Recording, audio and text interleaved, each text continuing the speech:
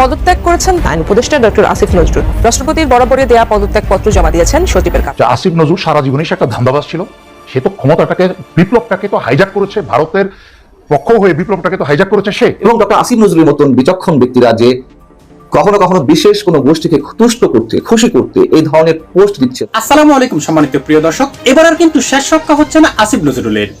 হ্যাঁ দর্শক, এবার কিন্তু পদত্যাগ করতে হবে আসিফ নজরুলকে। সেই ডক্টর ইউনূস ক্ষমতায় আসার পর থেকেই কিন্তু শুরু থেকেই কিন্তু একের পর এক বিতর্কে জড়িয়ে যাচ্ছেন এই আসিফ নজরুল। এমনকি এমনটাও গুঞ্জন উঠেছে যে ওবায়দুল কাদের থেকে শুরু করে বেশ কয়েকজন আওয়ামী লীগ নেতাকে দেশ ছাড়তে কিন্তু সহযোগিতা করেছে এই আসিফ নজরুল, যার ফলে কিন্তু এখন সর্বস্তরের জনগণ দাবি তুলেছে আসিফ নজরুলকে সরকার থেকে বহিষ্কার করার জন্য। এবং এই দাবিটি কিন্তু সরাসরি ডক্টর ইউনূসের কাছে জানিয়েছেন দেশের জনগণ। কারণ এই আসিফ নজরুল যতদিন ডক্টর ইউনূসের পাশে থাকবে ততদিন কিন্তু সঠিকভাবে সংস্কার হবে না এবং বিপ্লবের সঠিক ফলাফল কিন্তু জনগণ পাবে না। তাই এই আসিফ নজরুলকে কিন্তু এবার সরাতেই হবে। দর্শক, শুরুতে কিন্তু আপনারা ভিডিওর কিছু অংশবিশেষ দেখে আশা করি বুঝতে পেরেছেন আমাদের আজকের এই ভিডিওটা ঠিক কতটা গুরুত্বপূর্ণ। তাই দর্শক, আপনাকে বিশেষভাবে অনুরোধ জানাবো আমাদের আজকের এই গুরুত্বপূর্ণ ভিডিওটি একটু স্কিপ না করে একেবারে সম্পূর্ণ দেখবেন, তবে কিন্তু আজকের খবরের একেবারে বিস্তারিত দর্শক আপনি ভালো করে বুঝতে পারবেন। তবে চলুন সম্মানিত প্রিয় দর্শক, আপনার মূল্যবান সময়টুকু আর নষ্ট না করে আমরা শুরুতে মূল আলোচনায় চলে যাই। যে আমি সবার আগে আসিফ নজরুল সম্পর্কে সমালোচনা আমি করেছি, তারপরে সাংবাদিক ইলিয়াস কিন্তু তার সম্পর্কে মোটামুটি তাকে ন্যাংটা করে দিয়েছে, আর কোনো কিছু বলার বাকি রাখেনি। সুতরাং আমি এখানে নতুন করে বলার কিছু নাই যে আসিফ নজরুল সারা জীবনই সে একটা ধান্দাবাজ ছিল এবং তার এখন ক্ষমতায় এসে কি উনি তাদেরকে সেভ করছে? না, ক্ষমতায় এসে কি, সে তো ক্ষমতাটাকে, বিপ্লবটাকে তো হাইজ্যাক করেছে, ভারতের পক্ষ হয়ে বিপ্লবটাকে তো হাইজ্যাক করেছে সে। আমি বারবার যখন সার্জিস হাসনাতদেরকে চিৎকার করে ফোন করে এবং টেক্সট পাঠিয়ে হোয়াটসঅ্যাপে ফোন করে চিৎকার করে বলছিলাম, তোমাদের কিন্তু ফাঁসি হবে, তোমাদের বিপ্লব কিন্তু চুরি হয়ে যাচ্ছে, তোমরা এই সরকারে বসো না, তোমরা একটা বিপ্লবী পরিষদ গঠন করো এবং এই সরকারকে তদারকি করো আয়রন হ্যান্ডে। কিন্তু তা না করে তারা সরকারে বসে গেল, বসে গিয়ে তাদের দরজা খুলে দেয়, তাদেরকে সার বলে ডাকি, বাচ্চা বাচ্চা ছেলেগুলোকে তারা আনন্দে উপচে পড়ছিল। তখন তারা বিপ্লব ভুলে গেছে। এদিকে আসিফ নজরুল করলো কি, এইসব ছাত্র নেতাদেরকে রাস্তা থেকে তুলে নিয়ে সংবিধানের অধীনে চুপ্পুর অধীনে গিয়ে, কারণ তো চুপ্পুর তো হচ্ছে ভারতেরই লোক, সে চুপ্পুর অধীনে গিয়ে সরকার গঠন করে বসলো, বিপ্লবটা হাইজ্যাক করে ফেললো। সেই দিনে কিন্তু বিপ্লব শেষ। এখনো কিন্তু ছাত্র নেতাদের ফাঁসির সম্ভাবনা চলে যায় নাই, যেটা সবার আগে 5ই আগস্টের পর থেকে চিৎকার করে করে আমি বলেছি। যেই সব জনগণ শুনেছেন এবং যারা ভুলে যান না তারা নিশ্চয়ই সাক্ষী দিবেন, আল্লাহ যথেষ্ট আমার জন্য সাক্ষী হিসেবে। জনগণ যারা শুনেছেন, আমি বারবার বলেছি যে সেই 1975 সালের ফাঁসি কিন্তু 2010-এ এসে হয়েছে। হাসিনার রেখে যাওয়া যেসব বিষাক্ত রক্ত রয়ে গেছে এখনো, তারা এসে যে এইসব ছাত্র বাচ্চা ছেলেমেয়েদেরকে, যাদেরকে 25-26 বছর বয়স, এদেরকে যে 36 বছর 46 বছর বয়সে ফাঁসি দিবে না তার কি নিশ্চয়তা আছে? তার জন্য বাংলাদেশে আমূল পরিবর্তন আনতে হবে। বাংলাদেশিদেরকে মনে রাখতে হবে, আমিও চাচ্ছি প্রফেসর মোহাম্মদ ইউনূস ক্ষমতায় থাকুক আরো 5টা বছর, সংস্কার করে তারপরে। কিন্তু বাস্তব কথা হচ্ছে প্রফেসর ইউনূস তো আজীবন থাকবেন না। প্রফেসর ইউনূসকে স্বেচ্ছায় যাক অথবা আল্লাহ ওনাকে দীর্ঘ সুস্থ জীবন দান করুক, কিন্তু সবাইকে মরতে হবে, আমাকেও মরতে হবে, প্রফেসর ইউনূসকে তো যেতে হবে। আর উনি তো সবসময় সেই ক্ষমতায় বেঁচে থাকলে তো শারীরিক এবং মানসিক ক্ষমতায় থাকবেন না এইভাবে চালানোর জন্য। তারপর এই 85 বছর বয়সে যেইভাবে ভারতের মতো বড় শয়তানকে এবং আমেরিকার মতো বড় শয়তানকে উনি সামাল দিচ্ছেন, শুকর আলহামদুলিল্লাহ। এটা বাংলাদেশের সকল রাজনৈতিক দল মিলে যদি একত্রে বসে চেষ্টা করে, তার 10 ভাগের 1 ভাগও পারবে না। সম্মানিত দর্শক শ্রোতা, এতক্ষণ আলোচনা দেখার পর আপনার কি মনে হয়, ডক্টর ইউনূসের দায়িত্ব নিয়ে আসিফ নজরুলকে কি সরানো উচিত নয়? হ্যাঁ দর্শক, এই বিষয়টি আরো ক্লিয়ার হয়ে যাবেন ভিডিওর বাকি অংশ দেখলে। সুতরাং প্রফেসর মোহাম্মদ ইউনূসকে থাকতে হবে, ওনাকে আমাদেরকে সাহায্য করতে হবে। বাংলাদেশে 54 বছরে আমরা ভারতের কারণে অনেক কিছু করতে পারি নাই। তার মাঝখানে একটা হচ্ছে এই যে চীনকে ব্যবহার করে সোনাদিয়া গভীর সমুদ্র বন্দর করার কিন্তু পরিকল্পনা হয়েছিল। ভারত সেটাকে হাসিনাকে দিয়ে সেটাকে বাতিল করেছে, বাতিল করে মংলা পোর্টটাকে তারা দখল করে নিয়েছে এবং শুধুমাত্র তাদের স্বার্থে ব্যবহার করার জন্য মংলা পোর্টটাকে কিন্তু আর আগে বাড়তে দেয়নি। এই বিষয়ে কথা বলার অনেক ব্যক্তি আছে, আমি কথা লম্বা করবো না। সুতরাং বাংলাদেশে একটা সম্ভাবনার দেশ। আমি প্রফেসর ইউনূসের সাথে একই সাথে সুর মিলিয়ে বা ওনাকে সমর্থন করে একটা কথা বলতে চাই, আমাদেরকে আল্লাহর রহমতে ম্যাজিক্যাল অনেক কাজ করার ক্ষমতা এবং সময় ইনশাআল্লাহ আল্লাহর রহমতে আমাদের আছে। মংলা বন্দরকে সম্পূর্ণরূপে কার্যকরী করে, মংলা বন্দরটাকে চীনকে দেওয়ার একটা যে কথা আমি শুনেছি এবং দেখেছি, সেটাকে কার্যকরী করে এবং চীন যেখানে হাত দেয় আলহামদুলিল্লাহ সেখানে সোনা ফলে। আর বাংলাদেশে এমন একটা দেশ যেখানে এই যে কি বলে মিডল ইস্টে বা পৃথিবীর অনেক দেশে একটা গাছ করতে হলে একটা গাছের পিছনে হাজার হাজার হাজার হাজার শত শত ডলার খরচ করতে হয়, কিন্তু বাংলাদেশে মুখে একটা ফল খেয়ে মুখে থেকে থুতু মেরে বিচিটা ফেলে দিলে সেখানে একটা গাছ উঠে যায়। আলহামদুলিল্লাহ এই মাটিতে আল্লাহর রহমত আছে, বরকত আছে। দ্বিতীয় বরকত কি? এই যে বাংলাদেশে হচ্ছে ডেল্টা, একটা বদ্বীপের দেশ, এখানে হচ্ছে মাটি নরম, ভূমিকম্পে কিন্তু বাংলাদেশের ক্ষয়ক্ষতি কম হয়, এটা আল্লাহর একটা রহমত। একইভাবে বাংলাদেশ একটা সম্ভাবনার দেশ, এটা আল্লাহর একটা বিশাল রহমত। সুতরাং মংলা বন্দরকে সম্পূর্ণরূপে কার্যকরী ইনশাল্লাহ করা হবে, এবং ভবিষ্যতে এই চীনকে দিয়ে সোনাদিয়া সেই বন্দরের কাজও শুরু করা হবে ইনশাল্লাহ। এবং দ্বিতীয় ব্যক্তি প্রশ্ন করেছেন, সেটা হচ্ছে খুব সহজ ব্যাপার। ইসরায়েল বহু বছর ধরে, এটা বহু বছরের জায়নিস্ট পরিকল্পনা, খ্রিস্টান জায়নিস্ট এবং ইহুদি জায়নিস্টরা মিলে, এটা হচ্ছে খ্রিস্টানদের এবং ইহুদিদের একটা উগ্রপন্থী দল। এর সাথে ধর্মের সরাসরি টানা যাবে না, কারণ সব খ্রিস্টানরা এর সাথে একমত না, সব ইহুদিরাও কিন্তু এর সাথে একমত না। এরা হচ্ছে একটা উগ্রপন্থী খ্রিস্টান জায়নিস্ট এবং ইহুদি জায়নিস্ট। তাদের বহু বছরের পরিকল্পনা, শত বছরের উপরে পরিকল্পনা এটা, যে আরব দেশগুলোকে তারা দখল করবে, আরব দেশের তেল, অন্যান্য খনিজ সম্পদ এগুলো দখল করবে। সেই অর্থনীতি ঘিরেই কিন্তু সমস্ত নাটক। এই যে আজকে কি বলে এটাকে, আমেরিকা তাদের নিজেদের সৈন্যদের জীবন বিসর্জন দিয়ে নিজের জনগণ চিকিৎসা পাচ্ছে না, খাবার পাচ্ছে না, তারপর ইসরায়েলকে hundreds of billions of dollar দিয়ে যাচ্ছে। কেন? তাদের কিন্তু ইসরায়েলের জন্য প্রেম ভালোবাসা উতলে পড়ছে না। তারা দিচ্ছে ইসরায়েলকে মিডল ইস্টের তেলের জায়গায় একটা দখলদারিত্ব বাহিনী, একটা বিস্ফোরক বানিয়ে রাখতে, যেন মিডল ইস্ট কখনো এগিয়ে না যেতে পারে, মিডল ইস্টের কোনো রাজা বাদশাহ যেন তাদের কোনো নিয়ন্ত্রণের বাইরে না যেতে পারে। আর মিডল ইস্টের বেশিরভাগ রাজা বাদশাহী, 90% রাজা বাদশাহী হচ্ছে স্বার্থপর।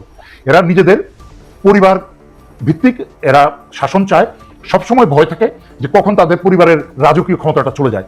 তখন তো কোনো দেশের চাকরিও করার মতো ক্ষমতা নাই, যোগ্যতা নেই। এই যে সৌদি আরবের বাদশাহ পরিবার, এরা তো একসময় কি বলে বেদুইন মরুভূমিতে ডাকাত ছিল, মরুভূমিতে চুরি চামারি করতো, ডাকাতি করতো। এরা এক পর্যায়ে এসে এখন রাজা বাদশাহ হয়ে গেছে বংশ পরম্পরায়। সুতরাং বুঝতে হবে যে এদের ভয়টা হচ্ছে প্যালেস্টাইনে কত মানুষ মারা গেল, মুসলিম দেশে কত মানুষ বন্যায় মারা গেল, এইসব নিয়ে তাদের চিন্তা না। তাদের চিন্তা হচ্ছে তাদের রাজত্ব, তাদের পরিবারের রাজত্ব যেন টিকে থাকে। সেই জন্য ইসলাম আল্লাহকে ভয় পায় না। এই যে আজকে একটা ভিডিও দেখছিলাম, এক সৌদি এসে মোহাম্মদ বিন সালমানের নাকের উপরে আঙুল চালিয়ে বলছিল আল্লাহকে ভয় করো, আল্লাহকে ভয় করো। সাথে সাথেই তাকে, তার নিরাপত্তা, তাকে গ্রেপ্তার করে নিয়ে গেছে, কে জানে, আল্লাহ জানে সে বেঁচে থাকবে কিনা। তো সুতরাং বুঝতে হবে যে কেন আজকে প্যালেস্টাইনের, এবং আল্লাহ পরীক্ষা করছেন সবাইকে, ইনশাল্লাহ সবাইকে বিচার করা হবে। তবে আমি সেলিউট করি ইরানকে, আমি সেলিউট করি ইয়েমেনকে। ইয়েমেনের 7000 বছরের ইতিহাস আমি পড়েছি। ইয়েমেনের মতো এত শক্তিশালী দেশ, শক্তিশালী ইমানের জাতি পৃথিবীতে দ্বিতীয়টা নাই। ইয়েমেনকে গত 7000 বছরে কোনো জাতি এদেরকে পরাস্ত করতে পারে নাই। এখনো কিন্তু আমেরিকা আবার ভয়ে ওই কুকুরের মতো ঘেউ ঘেউ করে কিন্তু আবার পিছিয়ে আসে। সুতরাং ইনশাল্লাহ আসবে, সব হবে। তবে এর মাঝখানে অনেক কিছু, অনেকেই আত্মাহুতি দিবে। তবে বাংলাদেশে যা হচ্ছে, আপনারাই, আমি অবাক হই, এই যে বাংলাদেশে গাজার জন্য যেই পরিমাণ মানুষ দাঁড়ালেন গত 16 বছর, এই যে বিভিন্ন বাংলাদেশের দল ডাক দিয়ে লাখ লাখ মানুষ রাস্তায় নেমে যান, কিন্তু আমি বুঝি না ইসলাম, এই যে কোরআনে, আমি আল্লাহ মাফ করুক, আমি পাপী বান্দা, আল্লাহ মাফ না করলে দোজখ ছাড়া আমার জায়গা নেই, আল্লাহ দয়া করে মাফ না করলে, বাট আমি কোরআনের উদাহরণ দেওয়ার মতো ক্ষমতা আমার নাই, যোগ্যতা নেই। তারপর বলছি, এই যে সূরা বাকারাতে শুরুতেই বলা হয়েছে যে তোমাদেরকে যুদ্ধ করতে বলা হয়েছে, কিন্তু তোমাদেরটা পছন্দ না। তোমাদের জন্য যা ভালো তোমরা তা পছন্দ করো না, কিন্তু তোমাদের জন্য যা ভালো না সেটা তোমরা পছন্দ করো। একমাত্র একটা ব্যক্তিকে দেখেছি আমি, আল্লাহ দয়া করে ওনাকে বেহেশতে নসিব করুক, একজন মানুষকে আমার জানা মতো, অনেকেই আছে, আমি দেখেছি, ওই যে হেফাজত ইসলামের বাবু নগরী মারা গেছেন, আল্লাহ, উনি কিন্তু মাথা নত করেনি। এই অসুস্থ অবস্থায় বুড়া বয়সেও কিন্তু হাসিনার কাছে উনি মাথা নত করেনি। কিন্তু আমার জানা মতো বাকি তথাকথিত ইসলামিক যতগুলো দল আছে কম বেশি সবাই মাথা নত করেছে। নাও মাথা নত বলতে কিন্তু আবার যারা চিন্তা করে না তারা বুঝে বলবে আমি সেজদার কথা বলছি, সেজদা না। যারা অন্যায়কারীর অন্যায়কে সহ্য করে তার ইমানে ঠিক নেই, যে প্রতিবাদ পর্যন্ত না করে তার ইমানে দুর্বলতা আছে, বুঝতে হবে। অসংখ্য ধন্যবাদ আপনাকে আমাদের সাথে যুক্ত হওয়ার জন্য। আমরা শেষ করবো, আপনার কিছু বলার আছে কিনা আমাদের দর্শকদের জন্য? আচ্ছা, আমি শেষ করতে চাই, সবসময় লম্বা করে ফেলি, শর্টকাট বলবো। আমি দেশের জনগণের উদ্দেশ্যে বলবো এবং প্রফেসর মোহাম্মদ ইউনূস সরকারের উদ্দেশ্যে বলবো, যেটা জনগণের সরকার।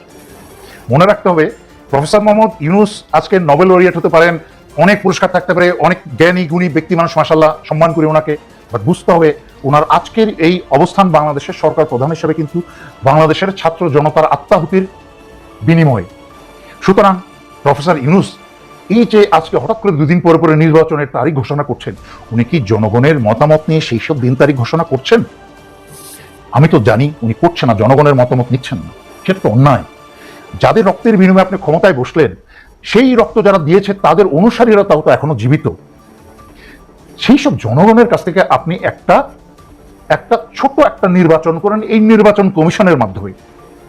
আপনি একটা নির্বাচন করেন, হানা ভোট করেন যে এই প্রফেসর মোহাম্মদ ইউনূস সরকারকে আগামী 5 বছর সময় সংস্কারের জন্য 5 বছর সময় দিতে জনগণ চায় কি চায় না।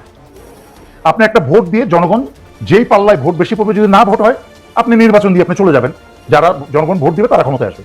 আর যদি জনগণ চায় যে এই রক্তের সরকার, এই বিপ্লবের বিনিময়ে যে সরকার আসছে, এই সরকার বাংলাদেশের মানুষের আকাঙ্ক্ষার সংস্কার করে তারপরে নির্বাচন দিবে, সেটা ন্যূনতম 5 বছর। এটা যদি হয় আপনাকে 5 বছর থাকতে হবে। You can't step down.